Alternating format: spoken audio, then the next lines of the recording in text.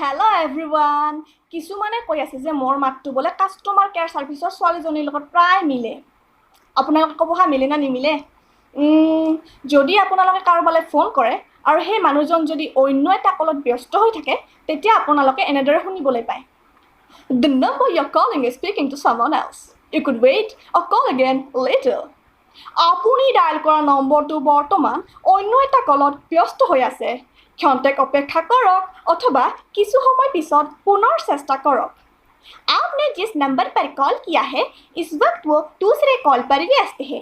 कृपया प्रतीक्षा करें या कुछ समय पश्चात दोबारा प्रयास करें।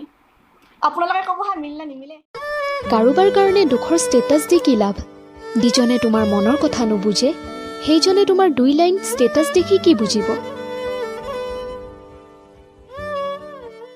চাহ মই চাহ নাখাওঁ নহয়, কফিহে খাওঁ। হে হৰি, এয়া মই কি শুনিছো? অসমত থাকি আমাৰ চাহক কিমান অপমান? অপমান? অতো অসমীয়া মানুহে যদি চাহ নেখাওঁ বুলি কয় সেয়াতো অপমান। আপোনাৰ ডেলিভাৰী নৰ্মেল আছিল নে সিজাৰিং?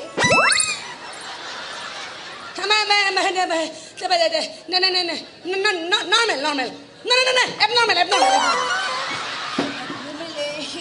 দেউতা মৰিল মানে ডিভৰ্চ মই মানে তেখেতক মানে মই মৰা বুলি ধৰি লৈছো আৰু ডিভৰ্চ তেতিয়া মৰা।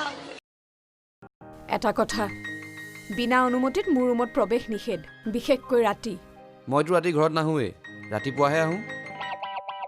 ফেঁচা নেকি নে বাদুলি? এইজনে ভাতগাল চুবাই পেলানি কাঁহী বাতি খোপাই এইখিনিতে আহিলে। ভাতগাল বনাই কৰি দিম খাব, হেৰ কাঁহী বাতি খোপা নুধুৱে। আজি এইখিনিতে থাককচোন, কোনে ধুৱে মই চাম। চাই আছো তোক মই অথনিৰ পৰা। এই আমাৰ ৰাষ্ট্ৰীয় পক্ষীৰ নাম কি কচোন? হেই বাইদেউ, ব্ৰইলাৰ। কিমান কলো আমাৰ ৰাষ্ট্ৰীয় পক্ষী বগলী বুলি, তাকো নেজানো হা?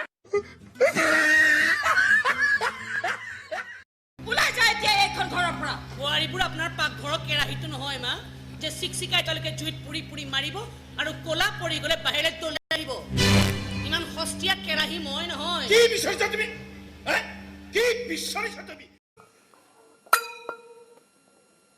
ভাত লাগে, দালি লাগে, বাইৰ ওপৰত বমতাও নাই।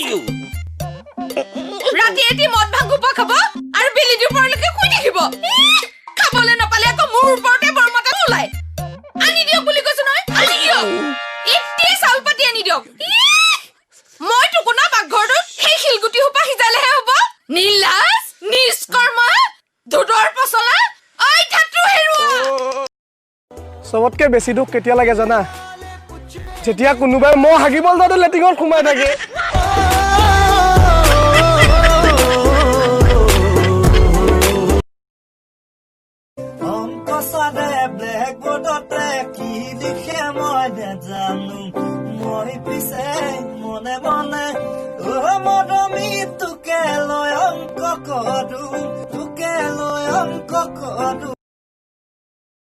হে ভগৱান, যেনে তেনে পাছ কৰাই দিবা আৰু তুমি। কৃষ্ণ কৃষ্ণ।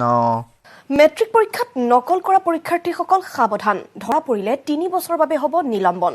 প্ৰশ্নকাকত ফাদিল নহ'বলৈ এবাৰ নতুন কৌশল। 2 পৰীক্ষাৰ্থীক সাক্ষী কৰি কেন্দ্ৰত নিৰীক্ষকে খুলিব লাগিব প্ৰশ্নকাকতৰ টোপোলা। 10 ফেব্ৰুৱাৰীৰ পৰা 29 ফেব্ৰুৱাৰীলৈ অনুষ্ঠিত হ'ব মেট্ৰিক পৰীক্ষা। পৰীক্ষাৰ সময়ত বন্ধ নিদিবলৈ দল সংগঠনলৈ আহ্বান এবাৰ।